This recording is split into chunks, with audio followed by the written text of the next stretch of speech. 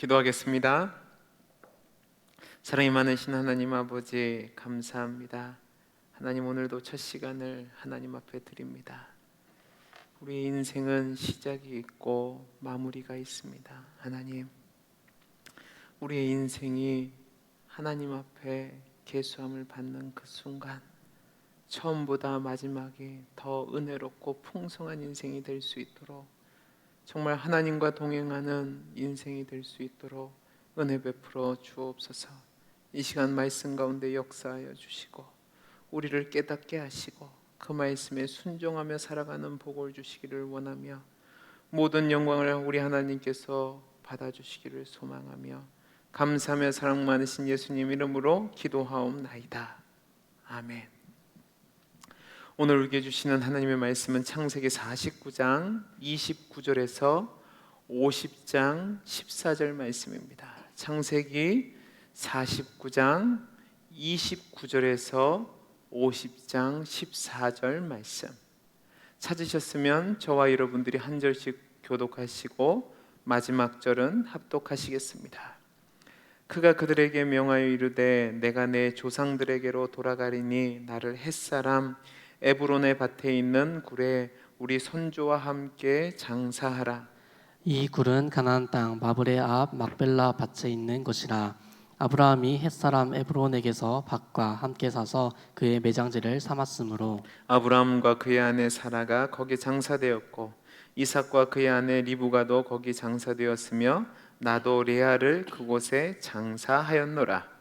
이 밭과 거기 있는 굴은 햇사람에게서 산 것이니라. 야곱이 아들에게 명하기를 마치고 그 발을 침상에 모으고 숨을 거두니 그의 백성에게로 돌아갔더라. 요셉이 그의 아버지 얼굴에 굽으려 울며 입맞추고 그 수종드는 의원에게 명하여 아버지의 몸을 향으로 처리하게 하매 의원이 이스라엘에게 그대로 하되 40일이 걸렸으니 향으로 처리하는 데는 이 날수가 걸림이며 애굽 사람들은 70일 동안 그를 위하여 곡하였더라. 곡한한 기간이 지남에 요셉이 바로의 궁에 말하여 이르되 내가 너희에게 은혜를 입었으면 원하건대 바로의 귀에 아뢰기를 우리 아버지가 나로 맹세하게 하여 이르되 내가 죽거든 가나안 땅에 내가 파놓은 묘실에 나를 장사하라 하였으나 나로 올라가서 아버지를 장사하게 하소서 내가 다시 오리이다 하라 하였더니 바로가 이르되 그가 내게 시킨 맹세대로 올라가서 내 아버지를 장사하라.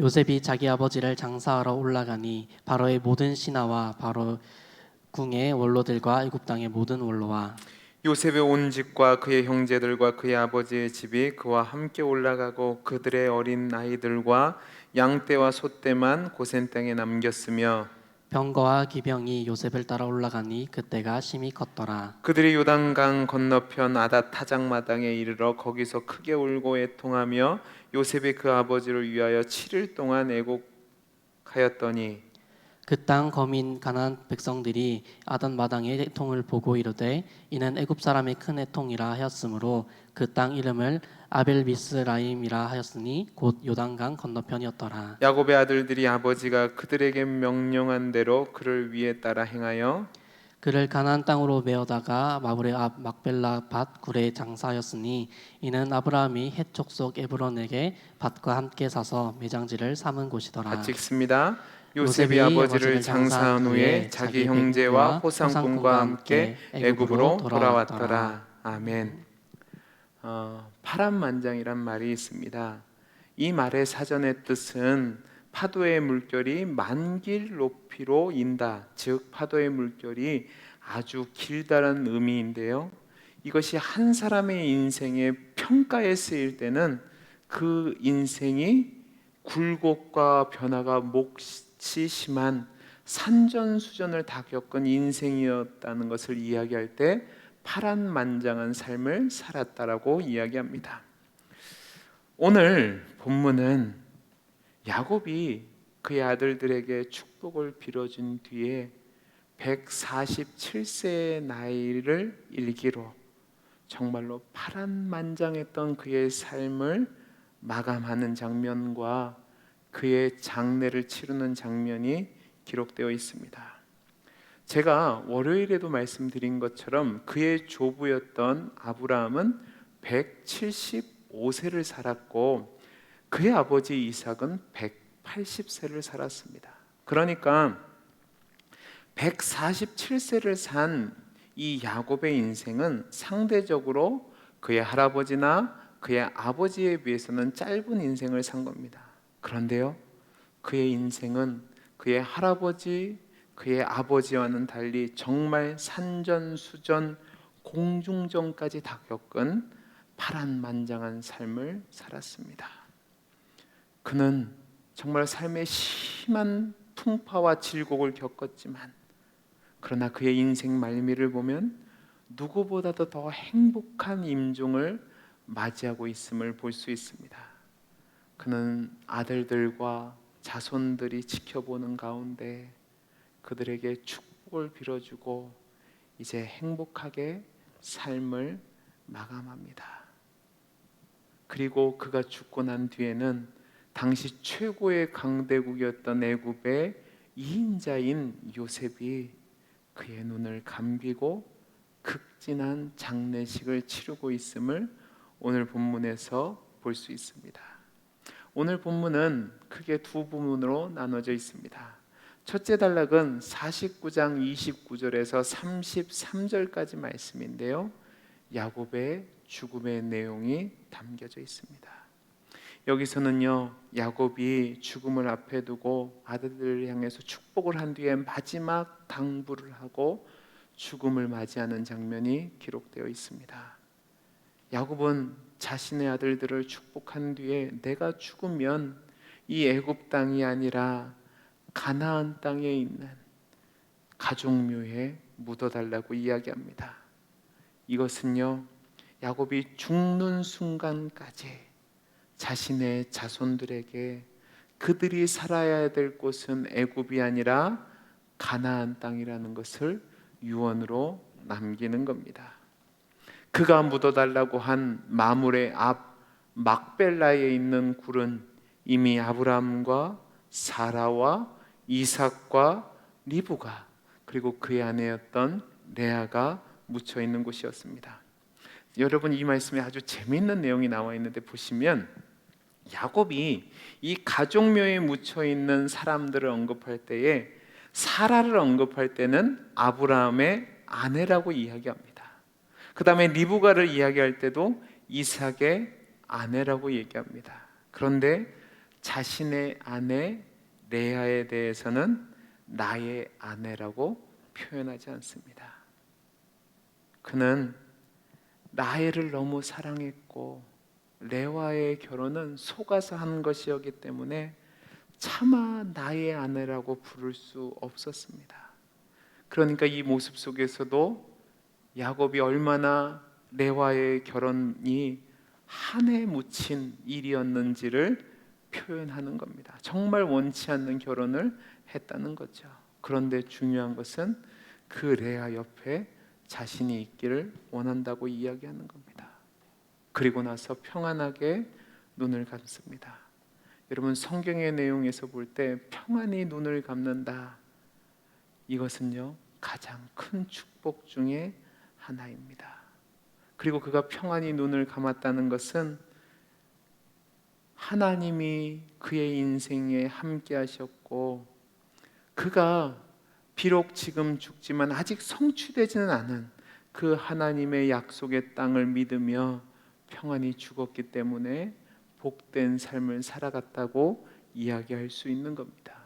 다음으로 두 번째 단락은 50장 1절부터 14절까지 내용인데 이 부분은 야곱의 장례식이 기록된 내용입니다.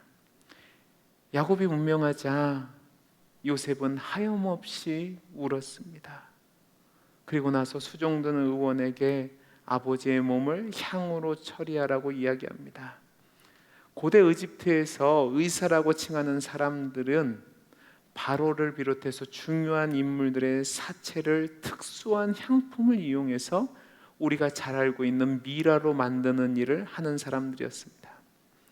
이때 이 의사라는 사람들은요, 시신의 뇌와 장기를 모두 적출해내고 그 안에 강력한 방부제인 값비싼 향품과 약품을 채웠습니다.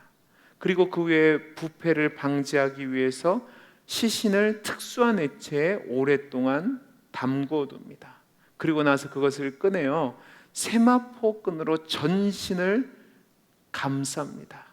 그래서 미라를 완성하는데요, 이 과정이 최장 70일 정도 소요되었다고 합니다. 그런데 오늘 말씀을 보면 야곱의 경우는 약 40일 정도 이러한 작업을 걸쳐서 그리고 70일의 애곡을 했다라고 기록하고 있습니다. 여러분, 이 70일을 애곡했다는 게 얼마나 대단한 것을 이야기하냐면, 당시 애굽 사람들은 왕이 죽었을 때 70일을 애곡했다고 얘기합니다. 그런데 지금 야곱이 죽었을 때 70일을 애곡했다는 것은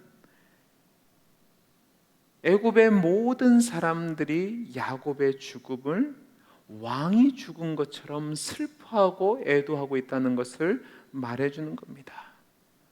애굽 사람들이 이렇게 했던 이유는 무엇이냐면, 자신들의 총리였던 요셉이 자신들을 기근에서 구원한 구원자이기 때문에 그 구원자의 아버지 된 야곱의 죽음을 왕의 죽음과 빗대어서 거기에 견주어 합당한 슬픔을 표현하고 있는 겁니다. 이 얘기는 아주 성대하게 장례식을 치른다는 거죠.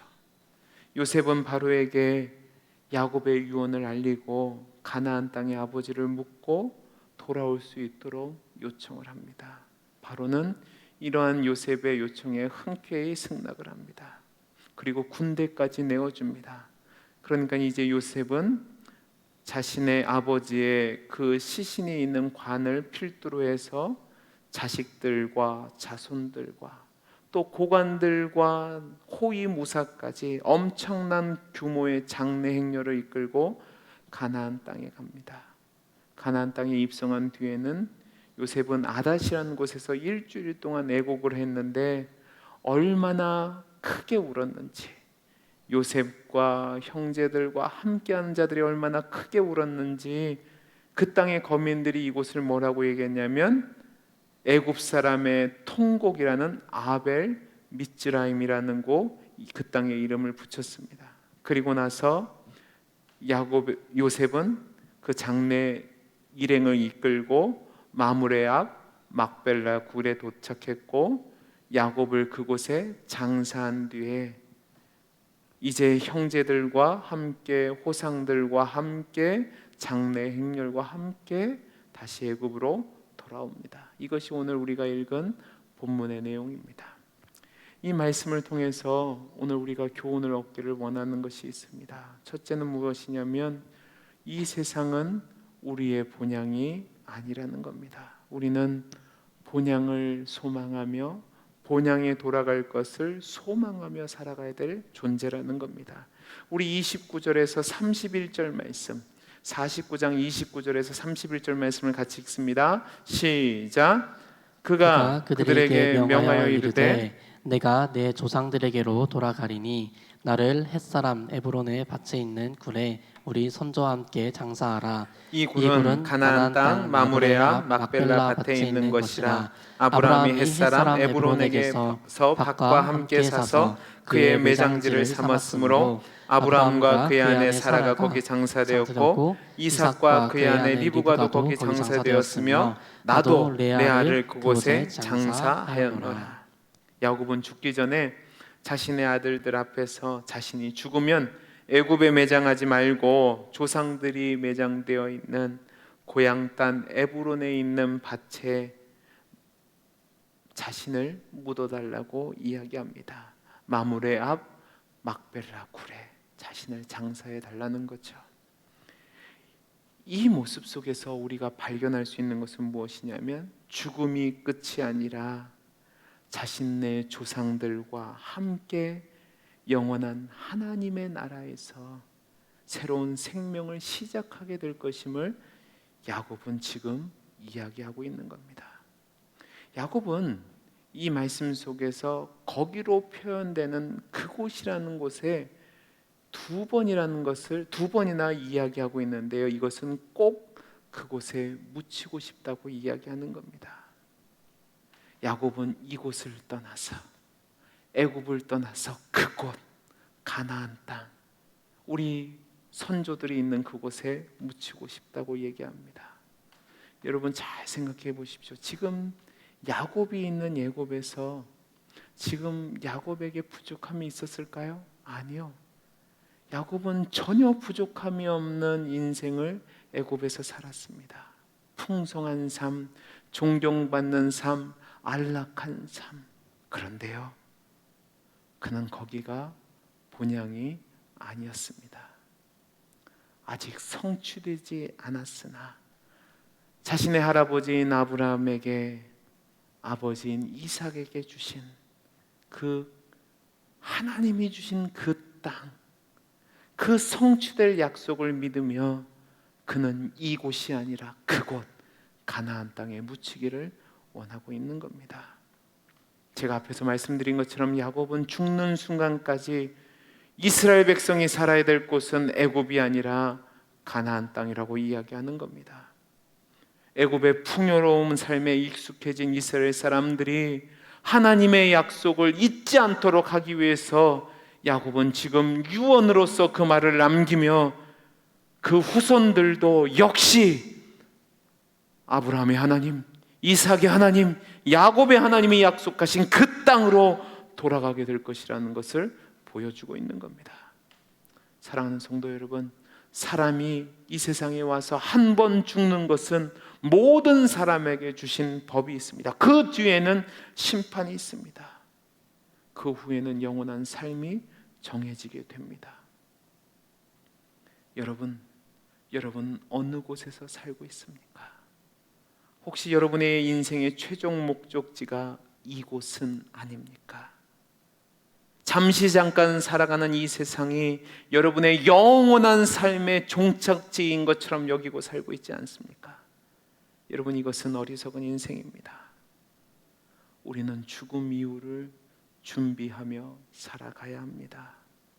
이곳은 우리의 본향이 아닙니다. 아무리 형통해도, 아무리 평안해도, 아무리 부유해도, 힘이 있고 편안하고 누리고 산다 할지라도 이곳은 우리 집이 아닙니다. 우리 집은 바로 그곳, 하나님의 약속하신 천국이 우리 집입니다. 우리는 그 땅을 소망하며 살아가야 하는 거죠. 그리고 이 신앙의 유산을 우리 자손들에게 물려주어야 합니다. 야곱은 아들들에게 아브라함 때부터 가나안 땅 마므레 앞 막벨라 밭에 있는 굴에 장사된 조상들을 열거합니다. 왜 야곱이 이렇게 조상들에 대해서 열거하고 있는 걸까요? 바로 자신의 자녀들과 그 자손들이 자신의 조상들이었던 아브라함과 이삭에게 주신 하나님의 약속을 붙잡고 살아갔음을 상기시키는 겁니다. 그리고 자신도 그 약속을 따라 그곳을 간다는 거죠. 그러니까 너희도 그곳을 소망하며 가라는 겁니다. 야곱은 분명히 아버지에게서 이 밭의 이야기를 들었을 겁니다. 그리고 이삭은 그의 아버지인 아브라함에게서 들었을 겁니다. 그리고 이제 야곱은 그 아들들에게 그곳을 이야기하는 거죠. 애굽에 살고 있지만 거기가 아니라 본향이 있다는 겁니다. 사랑하는 성도 여러분, 여러분의 자녀들에게 이 사실을 가르치셔야 됩니다. 여러분도 이곳에 살지만 그곳을 소망하며 살아가는 것처럼, 그곳으로 돌아가야 되는 것처럼 우리의 자녀들도 이곳이 아니라 그곳으로 가야 된다는 것을 가르쳐 주셔야 되는 거죠. 여러분은 그 소망을 갖고 살아가야 되고, 여러분의 자녀들이 그 소망을 갖고 살아갈 수 있도록 가르치며 교육해야 된단 말입니다. 그 사명을 감당하는 저와 여러분이 되기를 바랍니다. 두 번째로, 성도는요, 죽음 이후에 영광이 기다리고 있다는 사실입니다. 우리 50장 1절, 2절, 3절 말씀 같이 읽겠습니다. 같이 읽겠습니다. 시작. 요셉이 그의 아버지 얼굴을 굽으려 울며 입맞추고 그 수종드는 의원에게 명하여 아버지 몸을 향으로 처리하게 하매 의원이 이스라엘에게 그대로 하되 40일이 걸렸으니 향으로 처리하는 데는 이 날수가 걸림이며 애굽 사람들은 70일 동안 그를 위하여 곡하였더라. 아멘. 사실은 11절까지 읽어야 되는데 시간 관계상 3절까지 읽었습니다. 이 말씀은 야곱을 장사하는 내용이죠. 여러분, 야곱의 인생을 돌이켜 보시기 바랍니다. 야곱이 어떤 사람이었습니까? 그는 나중된 자로서 어머니의 태를 차고 나온 사람이었습니다. 장자의 복을 얻기 위해서 아버지와 형을 속였던 사람이었습니다. 늘 성공에 목말라 그것을 얻기 위해 목숨을 걸고 속고 속이는 인생을 살았습니다. 그는 형 에서와 원수로서 두려움 가운데 살기도 했고 아들들에게 속임을 당해서 살기도 했고 하나님 앞에 약속을 지키지 않음으로 말미암아 자신의 딸이 겁탈을 당하는 그 수치스러움을 당했던 인생을 살기도 했던 사람입니다. 제가 말씀드렸죠. 정말로 만길의 파도와 같은 파란만장한 인생을 살았습니다. 그런데요, 장례식을 보십시오. 영원한 약속 안에서 평안히 눈을 감았을 뿐만 아니라 애굽 왕이었던 바로조차도 그를 존중하며 그의 죽음을 애도하며 모든 사람들이 왕에게 드리는 애통함을 야곱에게 표현하고 있다는 사실입니다. 그의 장례식 절차를 보십시오. 얼마나 위엄 있고 장엄하며 영광스러운 모습이 있습니까? 가나안의 원주민들조차 감탄할 정도의 위엄 있는 영광스러운 장례식을 치르고 있습니다. 저는 이것이 성도의 죽음이라고 생각합니다. 하나님이 주신 약속을 붙잡고 그 하나님의 인도하심을 따라가는 인생이 비록 그 삶의 과정은 힘들고 어렵고 괴로울 수 있습니다. 눈물 나며 탄식이 나오며 아파하며 주저앉을 수도 있습니다. 억울한 일을 당하기도 하고 내 죄 때문에 힘든 일을 겪을 수도 있습니다. 그러나 하나님이 주신 약속을 붙잡고 하나님이 주신 약속을 소망하며 믿음의 삶을 나아가면 우리가 하나님 앞에 설 그날 하나님은 우리를 모든 사람들이 부러워할 하늘의 천사도 흠모할 만할 영광스러움으로 덧입혀 주신다는 사실입니다. 그리고 그 영광은 야곱이 죽음의 장례식에 누렸던 영광과는 비교할 수 없는 영광이 우리를 위해서 준비되어 있다는 사실입니다. 우리가 이 땅의 수고를 마치고 이제 하나님 앞에 가면 우리는 영원한 약속된 우리 집 천국으로 가게 될 겁니다. 그때에 가나안 땅으로 돌아가는 야곱의 장례 행렬에 수많은 인원과 병력이 동원되어 장엄하게 장례식을 치른 것처럼 하늘의 천군 천사들이 우리를 호위하며 우리의 영원한 집으로 우리를 인도하여 줄 겁니다. 사랑하는 성도 여러분, 저와 여러분은요, 이 죽음 이후에 우리를 기다리고 있는 영원한 상급과 영원한 우리 집과 영원한 우리 나라를 바라보고 살아가는 자들입니다. 이 땅에서 영광을 누리는 것이 중요하지요. 그런데 그 영광은 우리 본향에서 누릴, 우리 집에서 누릴 영광과는 비교할 수 없는 겁니다. 그러니까 이 세상의 삶이 힘들고 고통스럽고 괴로운 인생이라 할지라도 하나님이 우리에게 복 주시기로 계획하시고 우리를 택하시고 본향으로 인도하시겠다고 약속하셨고 그 약속을 붙잡고 나아가는 자라면 하나님은 그 약속을 반드시 이루셔서 우리를 영원한 천국으로 데리고 가실 겁니다. 그리고 그곳에 가면 우리의 눈에서 눈물을 닦아주시고 슬픔도 사라지게 하시고 장엄한 영광의 환영을 우리에게 베풀어 주실 겁니다. 그날을 소망하며 믿음으로 살아가는 우리 성도님들 되시기를 간절히 소원합니다. 기도하겠습니다. 사랑이 많으신 하나님 아버지, 감사합니다. 하나님, 우리가 이 세상을 살아가지만 이 세상의 삶은 나그네의 삶입니다. 본향, 그곳, 아버지 집, 내 영원한 집을 바라보며 믿음의 싸움을 싸운 우리 성도님들이 되게 하시고, 비록 지금의 삶이 힘들어도 나를 영광스럽게 맞이해 주실 그 하나님을 바라보며 믿음의 삶을 다하는 우리 성도님들이 되게 해 주옵소서.